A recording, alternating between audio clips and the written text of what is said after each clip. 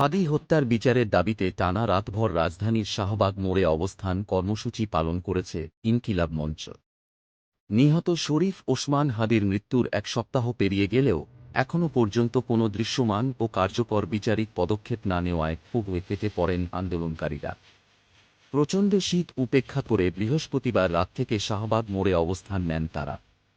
রাতভর স্লোগান, প্রতিবাদ আর বিচারের দাবিতে উত্তাল হয়ে ওঠে পুরো এলাকা।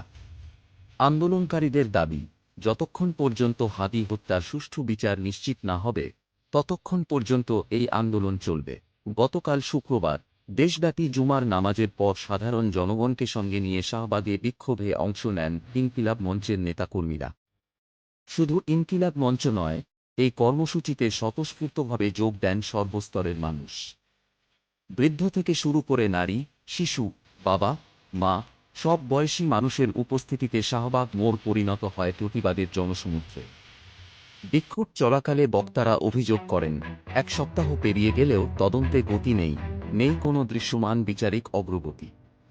তারা বলেন, একজন যুবককে নৃশংসভাবে হত্যা করা হয়েছে, অথচ রাষ্ট্রীয়ভাবে এখনও পর্যাপ্ত পদক্ষেপ চোখে পড়ছে না, যা অত্যন্ত উদ্বেগজনক। এই আন্দোলনের এক পর্যায়ে ভারতীয় আধিপত্য বিরোধী স্লোগানও দেওয়া হয়।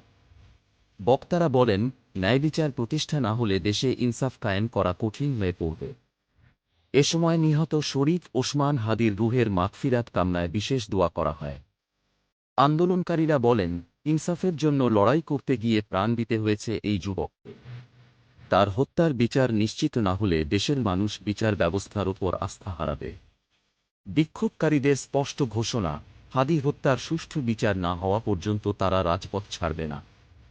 প্রয়োজনে এই আন্দোলন দেশব্যাপী আরও জোরদার করা হবে। এরকম আরও আপডেট পেতে আমাদের চ্যানেলটি সাবস্ক্রাইব করুন।